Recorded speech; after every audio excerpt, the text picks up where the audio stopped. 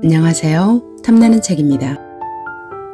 오늘 함께 하실 책은 전 삼성서울병원 신경과 교수 나덕열 박사의 뇌미인입니다. 여러 가지 뇌질환 중 사람들이 가장 두려워하는 것은 무엇일까요? 짐작하셨겠지만 바로 치매입니다. 치매 환자는 해마다 꾸준히 증가 추세를 보이고 있다고 하는데요. 보건복지부 조사 결과에 따르면 65세 이상 노인 11명 중 1명 정도가 치매 환자이며 곧 치매로 발전할 수 있는 경도인지 장애를 가진 사람까지 포함하면 65세 이상 노인 중 20%가 치매 환자라고 하는데 실상 저가 주변을 돌아보면 이보다 훨씬 더 많다고 느껴지는데요. 여러분 생각은 어떤가요?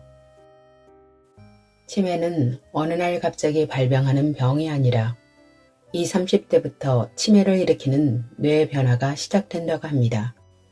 그러니까 치매는 결코 노인들만의 문제는 아니라는 것입니다. 오늘 준비한 뇌미인은 대한민국을 대표하는 치매 명의 나덕열 박사의 연구 결과를 집대성한 치매 예방 솔루션을 담은 책입니다. 나덕열 교수는 현재 국내에서 가장 널리 사용되고 있는 한국형 치매 진단 검사 도구 SNSB를 개발해 국내 치매의 진단과 치료에 크게 기여하고 있는데요.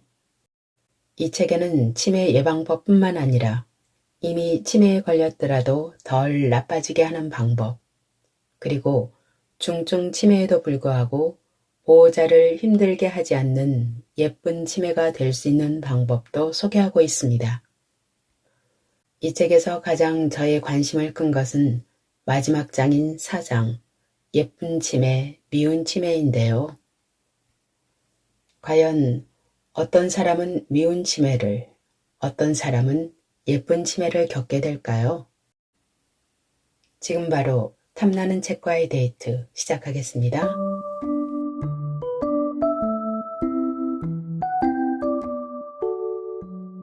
치매도 예쁠 수 있는가? 그렇다.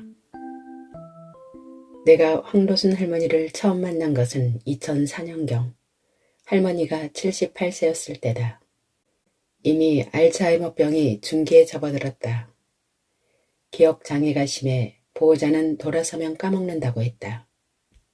병원에 오는 길에 차 안에서 환자가 지금 어디 가니? 라고 물어보면 보호자가 병원에 갑니다. 라는 답을 10번이나 반복해야 할 정도로 기억장애가 심했다. 그러나 진찰실에 들어선 할머니의 모습은 전혀 환자처럼 보이지 않았다. 진찰실에 들어올 때부터 인사도 잘하시고 나와 얘기할 때 유머 감각도 떨어지지 않았다. 발바닥 반사를 보기에 양말을 벗겨드리자 수줍게 웃으시면서 고맙다고 하셨다. 며느리 말에 따르면 남을 헐뜯는 모습을 본 적이 없다고 했다. 그래서 그런지 일상적인 대화를 비롯해 끝말잇기나 글짓기 같은 활동을 할 때도 부정적인 단어보다 예쁜 단어만 쓰시려고 했다. 할머니는 당시 치매 지원센터가 제공하는 말벗 서비스를 정기적으로 이용하고 있었는데 한 번은 금수강산으로 사행시를 지으라고 했더니 금강산은 아름답다고 들었다. 수려한 꽃을 구경 못 가니 마음만 애답다. 강물이 얼마나 아름다울까. 산봉우리는 얼마나 높을까 라고 말씀하셨다. 이런 부드러운 언어 구사가 가능하시다는 사실에 놀라지 않을 수 없었다. 특히 가족에 대한 이야기를 하실 때 며느리나 딸에 대한 자랑과 칭찬을 늘어놓으셨다. 물론 검사 결과 할머니의 인지 기능은 감소됐다. 예상대로 기억력은 바닥 수준이고 방향 감각도 저하되어 있었다. 하지만 금수강산 사행시에서 알 수 있듯 언어 능력이 비교적 유지되었고 예절을 말해주는 전두엽 기능도 어느 정도 살아있었다. 전두엽 기능이 유지된 덕분일까? 할머니가 알고 지내던 분이 오랜만에 만나서 내가 누군지 아세요? 라고 물으면 이름이나 얼굴이 기억나지 않지만 너는 너, 나는 나 라며 웃어넘기셨다. 임기응변 능력과 유머 감각은 전두엽에서 나온다. 가족들은 이런 할머니 모습에 중기 치매를 경험 중이신 어르신이라는 것을 잊을 정도다. 물론 가족 입장에서 같은 질문을 반복하면 옆에서 귀찮을 때가 있고 앞뒤가 맞지 않는 말을 하면 좌절감이 드는 때도 있다. 그러나 처음 치매라는 진단을 받았을 때 느꼈던 절망감보다 현재 어머님 모습에 기쁨을 느낄 때가 더 많다고 했다. 더구나 평소 완벽주의 성격 탓에 까다로웠던 할머니 성격이 둔화되면서 가족들은 편안함을 느낀다고 했다. 할머니의 치매 증상은 지속적인 치료에도 불구하고 점차 진행됐다. 그러나 할머니는 끝까지 예의와 품위를 유지하시며 고맙다는 말을 잊지 않으셨다. 그러시다가 돌아가시기 몇 달 전부터 대소변을 못 가리셔서 기저귀를 차셨고 어느 날 아침 보호자들은 방에서 고운 모습으로 돌아가신 할머니를 발견했다. 어떤 분들은 뭐야, 이런 게 예쁜 치매야? 라고 실망할지도 모른다. 그러나 기대를 높게 갖지 말길 바란다. 치매는 치매다. 예쁜 치매 환자들의 공통적인 특징은 평소 그들의 성격이었다. 보호자들에게 물어본 결과 한결같이 바르고 남을 배려하는 성격, 그리고 항상 감사하는 태도를 가지고 살았다고 했다. 그러므로 특히 긍정적인 언어 사용에 인색하고 이웃에게 건네는 인사에 인색한 현대인일수록 이 파트를 꼭꼭 씹어서 읽었으면 좋겠다. 다음은 미운 치매의 사례를 소개한다. 82세의 이화자 할머니는 치매에 걸리자 가슴에 쌓아두고 살았던 억울함을 호소하는 일이 급증했다. 평소 2가지 억울함을 가지고 살았는데 치매에 걸리자 그게 가시화된 것이다. 첫 번째 억울함은 남편이 젊었을 때 바람을 피운 것이었다. 그 억울함이 망상으로 변했을까? 89세 남편이 음식점에서 한 아줌마와 놀아나는 장면을 목격했다면서 남편을 구타하는 일까지 생겼다. 진찰실에서 할아버지께서는 한숨을 푹 쉬시면서 이 나이에 무슨 그런 일이 있겠어요? 라고 하소연했다. 그 얘기를 듣던 할머니는 이 나쁜 자식아, 네가 그년하고 놀아나니까 그렇지 라며 고함을 질렀다. 할머니는 남편에 대한 미움이 갈수록 커져만 갔다. 또 다른 억울함은 시집살이다. 평소에 시집살이에 대한 한풀이를 자주 했는데 치매에 걸리자 사람들을 만날 때마다 시집살이에 대한 얘기를 쉴 새 없이 하는 바람에 가족들이 슬그머니 피하게 되었다. 어느 날은 새벽 2시에 일어나 시어머니 사진을 프라이팬에 볶아서 분을 푸는 행동을 보였다. 이와 같은 사례를 통해 느꼈겠지만 많은 이들이 나는 저렇게 늙고 싶지 않다. 혹은 미운 치매는 걸리고 싶지 않다. 라고 생각할 것이다. 그러나 나는 독자들이 여기에서 생각을 멈추지 않았으면 좋겠다. 미운 치매의 사례를 접하면서 현재 나는 나의 삶을 얼마나 예쁘게 살고 있는가 하고 문제의식까지 가져보길 바란다. 왜냐하면 예쁜 치매든 미운 치매든 결국 젊었을 때 어떻게 살았는가에 따라 치매의 표정이 달라질 수 있기 때문이다. 나 역시 치매를 치료하는 주치의로서 치매가 무섭다고 생각할 때가 있다. 치매는 젊었을 때 우리가 어떻게 살았는지를 행동장애를 통해 보여주기 때문이다. 예쁜 치매, 얼마나 흔할까? 우리 래비 강수진 간호사는 연구 간호사로서 나와 일을 시작한 지 10년이 넘었다. 나는 약 5년 전에 강수진 간호사에게 예쁜 치매 주제를 부탁했다. 우리가 맨 처음 한 일은 예쁜 치매를 정의하는 일이었다. 전 세계적으로 이런 개념이 없다 보니 우리가 만드는 수밖에 없었다. 그동안의 경험과 예쁜 치매로 보이는 환자의 사례 연구를 통해 간단한 설문지를 제작했다. 2007년 12월부터 2009년 12월까지 기억장애 클리닉을 방문한 알츠하이머병 환자 635명을 대상으로 조사했다. 평균 연령은 73세였고 초기 또는 중기에 해당하는 환자로 정했다. 16점 이상은 예쁜 치매로 5점 미만을 미운 치매라고 할 때 예쁜 치매는 25%에 육박했고 미운 치매는 5%에 불과했다. 즉, 우리의 예상과 달리 예쁜 치매가 미운 치매보다 훨씬 많았다. 이 결과는 우리에게 희망을 준다. 만약 예쁜 치매의 비율이 적으면 예쁜 치매가 되기 힘들다는 말이 된다. 반대로 예쁜 치매에 걸릴 확률이 4분의 1이나 된다는 말은 우리도 얼마든지 예쁜 치매가 될 수 있고 노력에 따라 비율을 높일 수 있다는 말이 된다.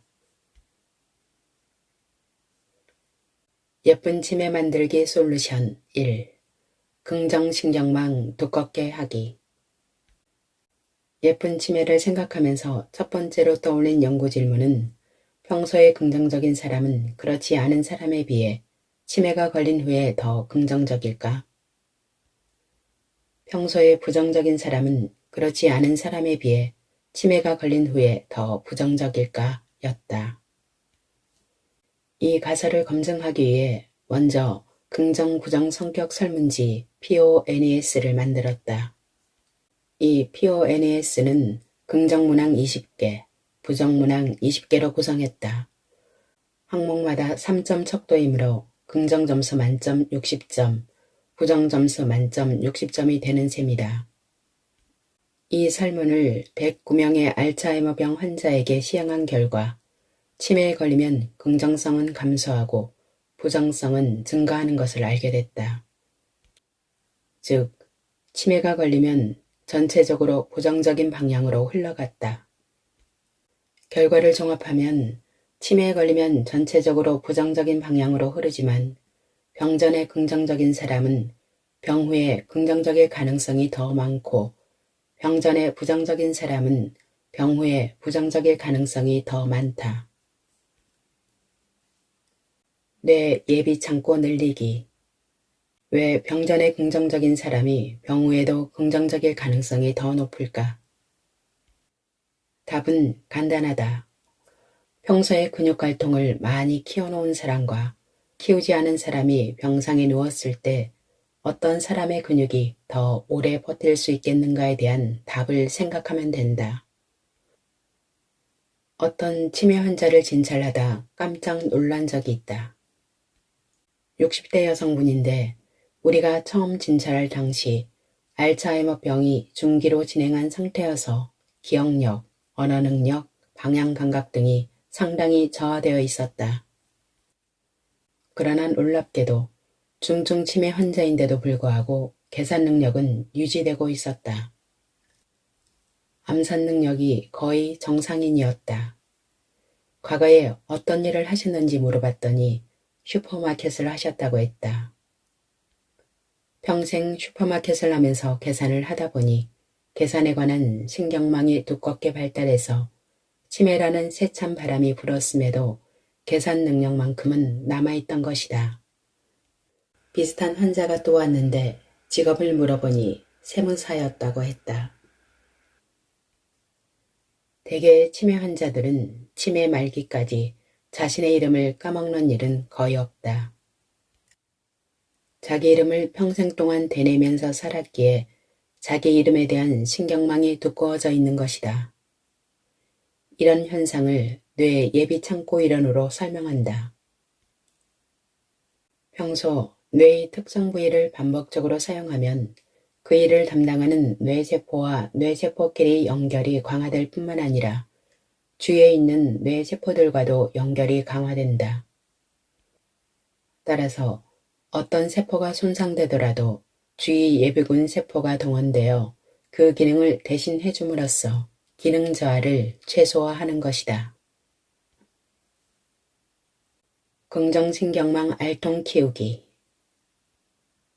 지금까지 전 세계적으로 뇌 예비 창고 이론은 인지 기능에만 적용해왔다. 그러나 우리 연구는 성격이나 행동에도 이 이론을 적용할 수 있음을 말해준다. 즉, 평소에 감사신경망, 행복신경망, 긍정신경망을 튼튼히 해놓으면 질병이 오더라도 버틸 수 있다. 우선 감사신경망을 두껍게 하려면 소박해져야 한다. 소박해지려면 삼성의료원 1층 응급실부터 19층 병실까지 병원 투어를 해야 한다. 아기부터 노인까지, 가벼운 병부터 마지막 숨을 몰아쉬는 환자까지, 흔한 병부터 아주 드문 병까지, 급성 환자부터 만성 환자까지 생로병사를 모두 관찰하면 당신이 왜 감사한지를 안다. 걸을 수 있고, 말할 수 있고, 먹을 수 있고, 볼 수 있고, 들을 수 있고, 숨 쉴 수 있고, 그냥 살아있음이 감사하다. 통증 없는 오늘 한날이 너무 감사하다. 거기에 끼니가 있으면 더 감사하다. 거기에 싸울 수 있는 옆 사람이 있고, 가족이 있으면 더 감사하다. 해가 떠서 감사하고, 바람이 불어서 감사하고, 나무가 흔들려서 감사하고, 감사하고 또 감사하다. 노인 환자들을 보면서 깨달은 것은 우리 몸은 유한하고 끝날 때가 있다는 것이다. 그래서 오늘 내가 행복해야 한다는 것이다. 우리 혈관치매 환자들의 보행이 나빠지면 10m를 걷는데 30분이 걸리기도 한다. 그런 모습을 보면서 나는 한 걸음 한 걸음 걸을 때 감사, 감사, 행복, 행복을 반복한다. 1000%의 마음으로 긍정의 점유율 높이기. 당신이 가지고 있는 좋은 마음은 몇 퍼센트나 되는가? 보통 사람들은 100% 마음을 가지고 산다. 그래서 기분이 좋은 일을 하거나 일이 잘 되면 200%가 된다. 반대로 일이 안 풀리거나 누구에게 감정이 건드려지면 0% 또는 마이너스가 된다. 좋고 나쁨에 따라 200과 0 사이를 왔다 갔다 한다. 천국과 지옥을 왔다 갔다 하는 것이다. 1000% 마음을 가진 사람은 기분이 좋은 일을 하거나 일이 잘 되면 1100%가 된다. 그래서 더 좋다. 반대로 일이 안 풀리거나 누구에게 감정이 건드려지면 900%가 된다.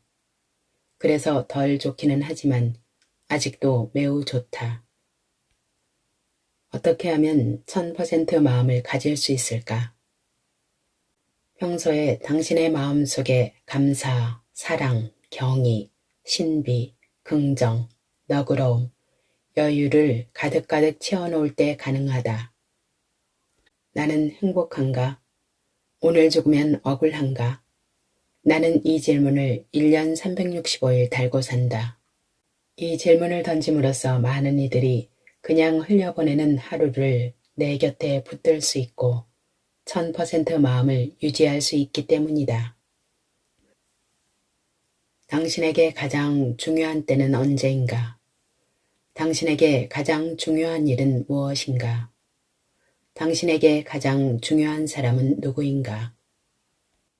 당신에게 가장 중요한 때는 현재이며 당신에게 가장 중요한 일은 지금 하고 있는 일이며 당신에게 가장 중요한 사람은 지금 만나고 있는 사람이다. 내가 좋아하는 톨스토이의 지금 이 순간이라는 글이다. 톨스토이가 이 글에서 말하고자 하는 것은 한 가지다. 지금 당신이 하고 있고 만나고 있고 생각하게 하고 울게 하는 그것. 대상이 됐든 일이 됐든 지금 이 순간을 사랑함으로써 인생의 기억 창고를 더욱 풍요롭게 만들라는 주문이다. 예쁜 치매 만들기 솔루션 2. 부정신경망 없애기. 긍정신경망 만들기와 부정신경망 없애기 중 어느 것이 예쁜 치매가 되는데 도움이 될까? 어떤 사람은 그 말이 그 말이다 라고 할지도 모르겠다. 그러나 우리 연구 결과는 부정신경망 없애기를 더 지지한다. 치매에 걸렸을 때 평소 성격이 끝까지 남는다면 긍정적인 사람은 더 긍정적이 되고 부정적인 사람은 더 부정적이 되어야 옳다. 그러나 연구 결과 긍정성은 희석되고 부정성은 심화된다. 즉, 긍정적인 사람은 긍정성이 덜해지는 반면 부정적인 사람은 더 부정적이 되는 것이다. 따라서 부정적인 성향을 없애는 쪽이 더 효과적이다. 정리하면 긍정적인 신경망을 늘리는 가장 좋은 방법으로는 부정신경망의 점유율을 낮추는 것이다. 평소 성격의 힘.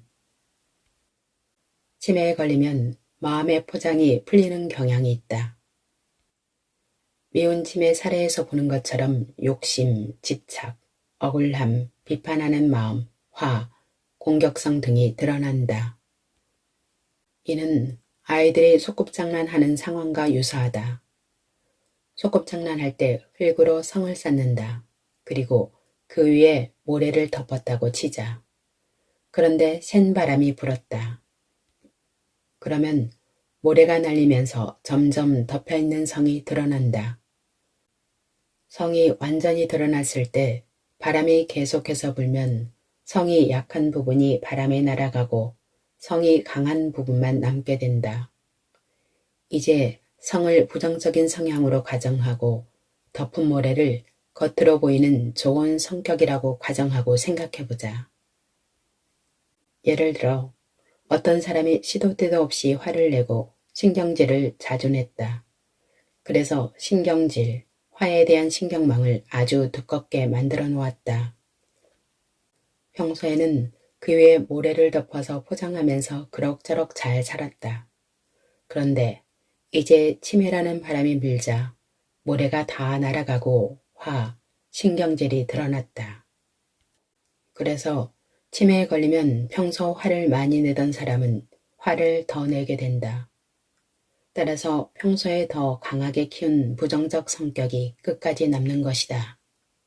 그 외에도 옳고 그름, 성과 악, 좋고 나쁨을 고집하는 이분법적인 사고를 가진 사람들은 마음속에 내가 더 옳다, 내 생각이 항상 더 낫다 라는 생각을 가진 사람들인데 이 사람들은 치매에 걸리면 고집스러운 사람이 되어 주위 사람들을 못살게 군다.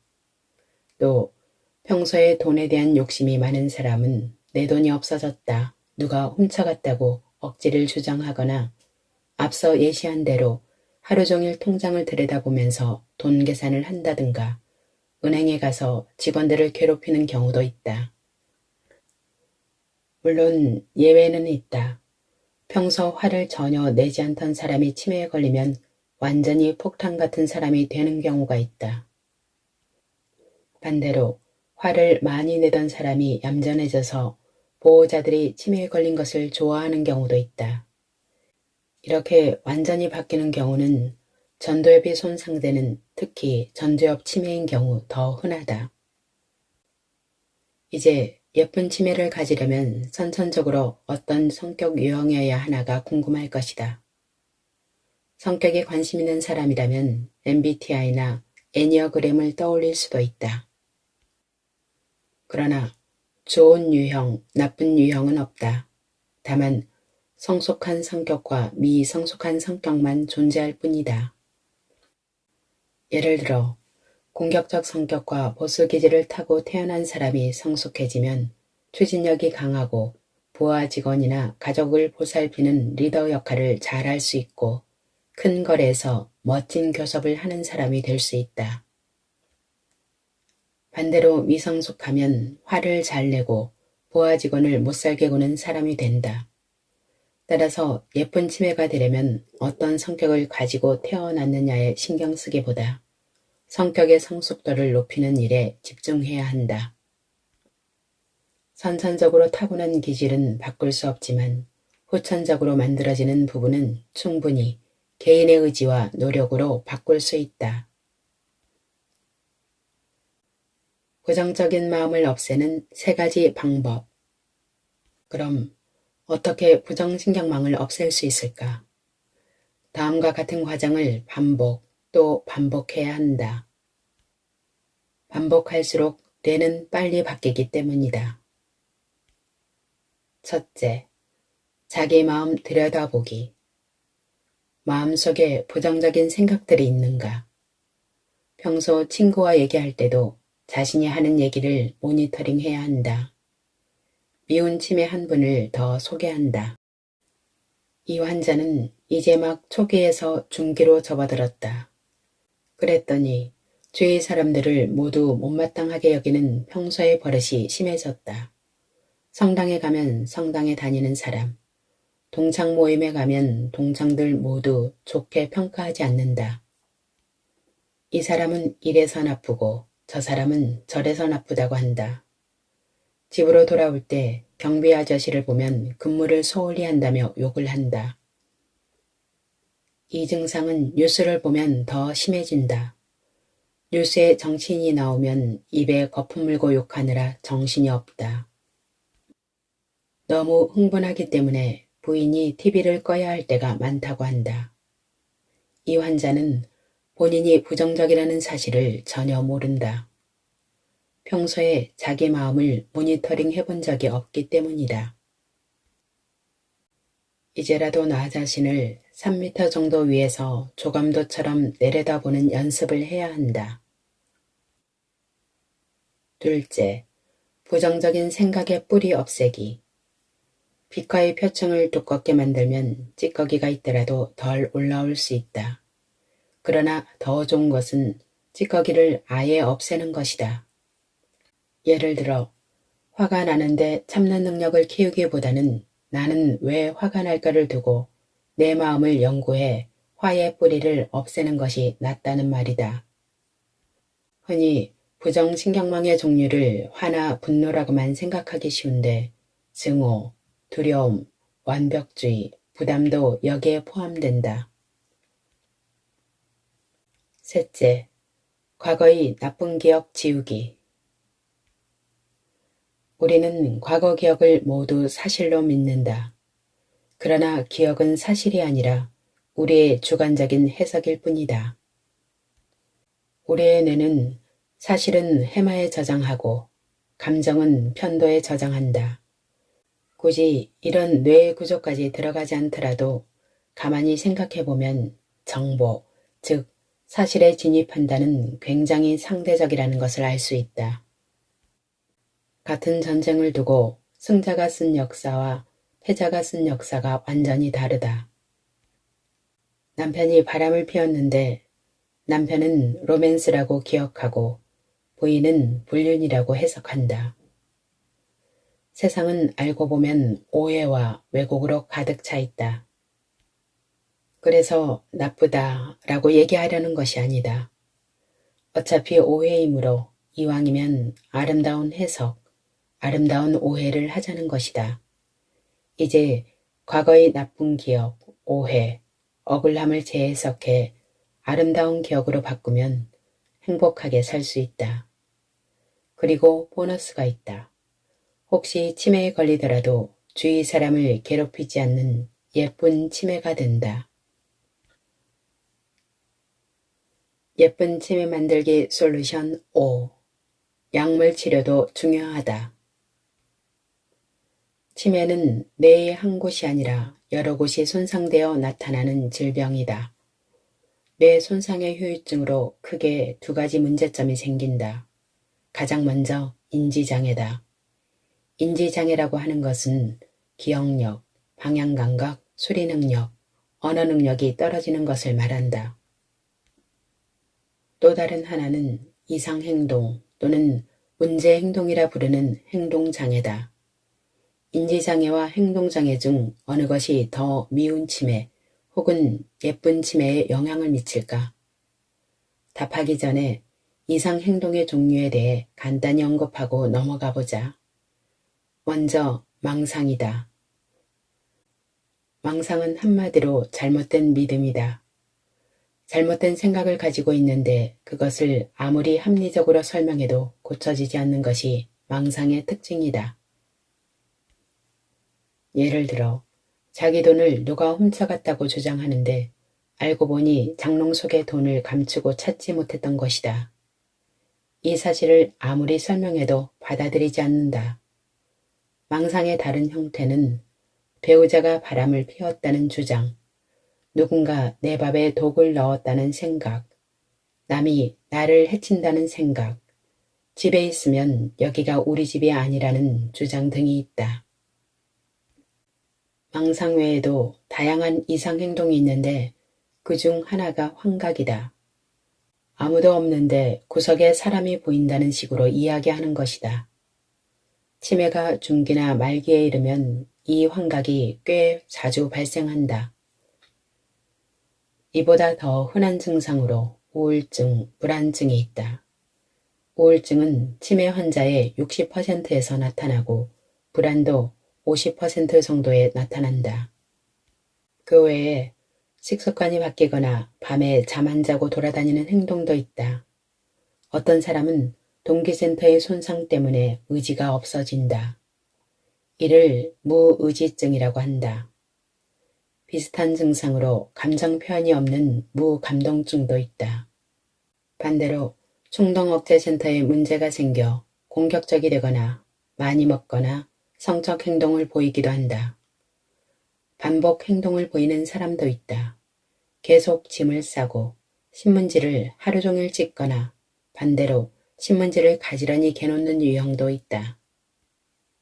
화장실에 있는 휴지를 뜯어 차곡차곡 해서 호주머니에 넣는 행동을 보이기도 한다.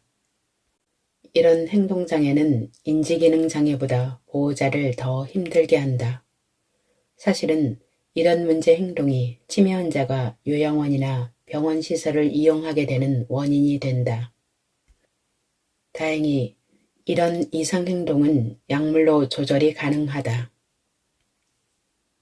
치매에 대한 인지기능 개선제 또는 인지기능 치료제는 상대적으로 개발이 어렵다.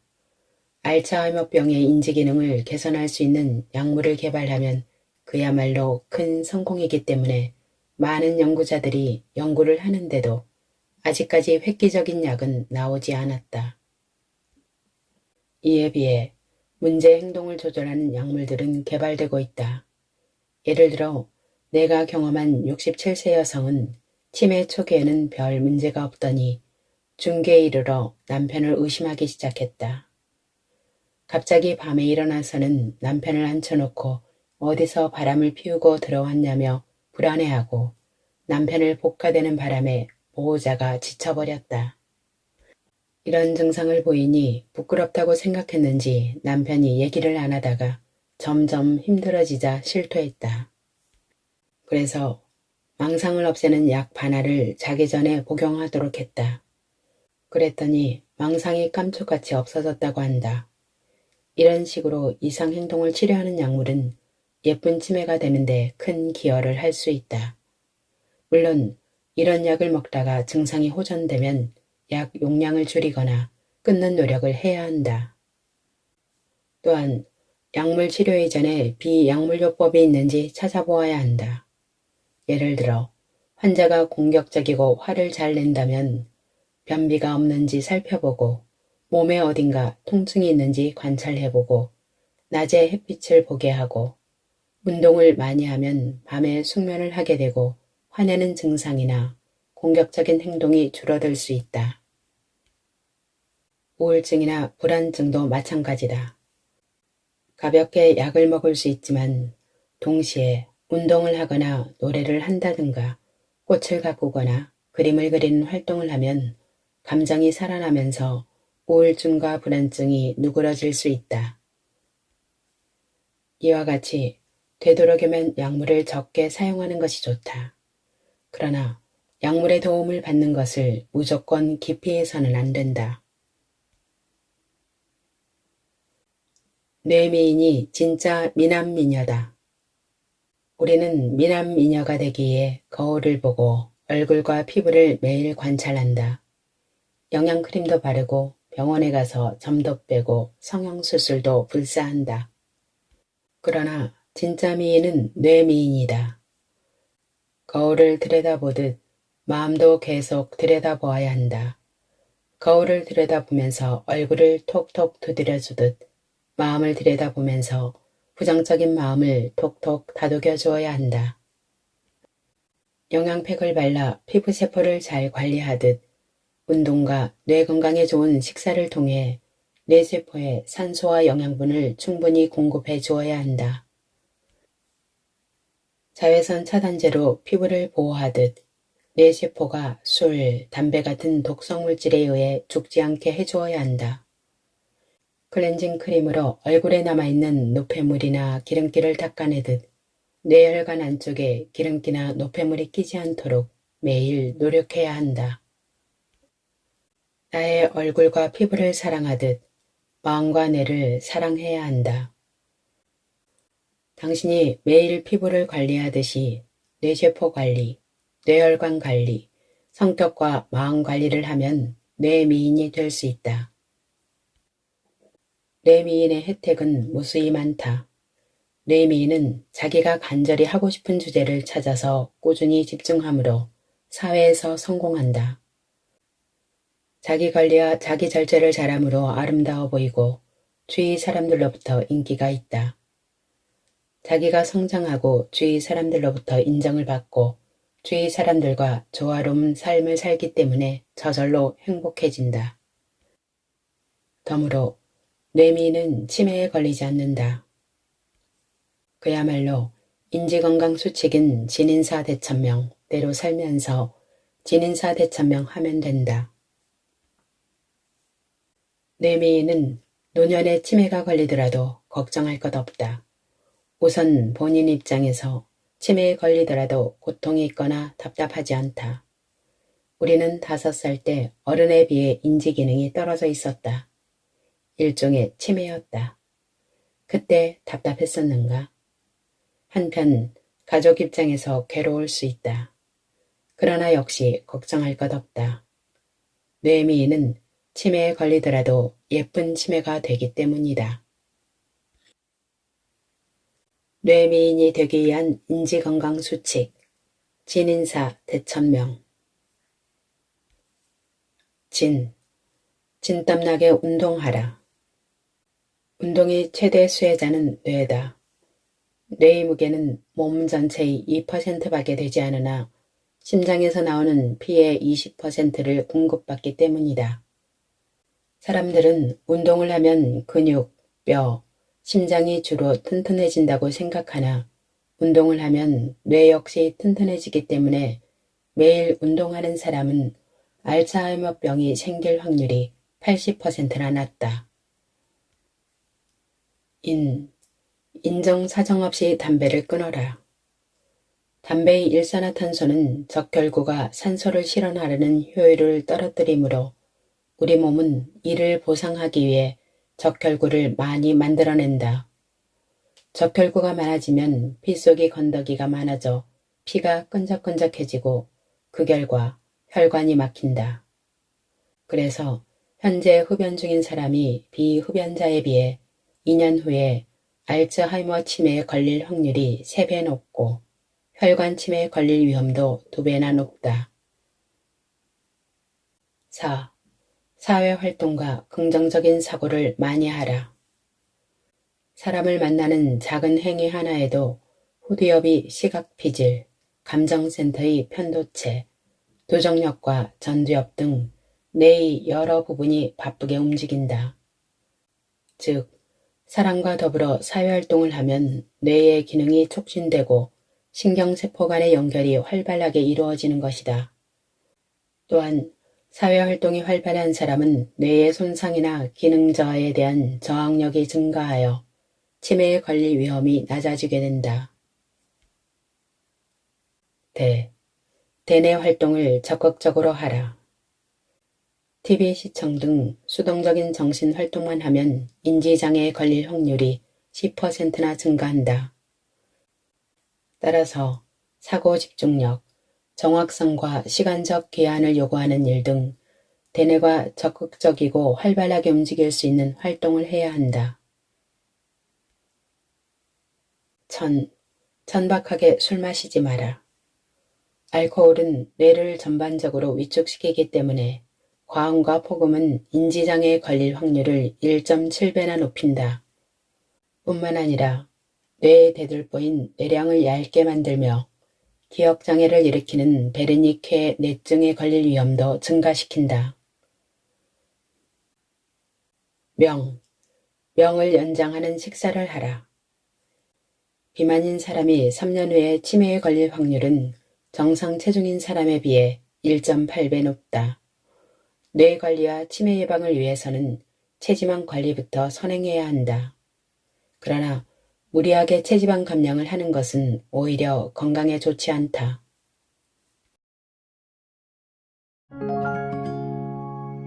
오늘의 낭독 여기까지입니다. 끝까지 함께 해주셔서 감사합니다.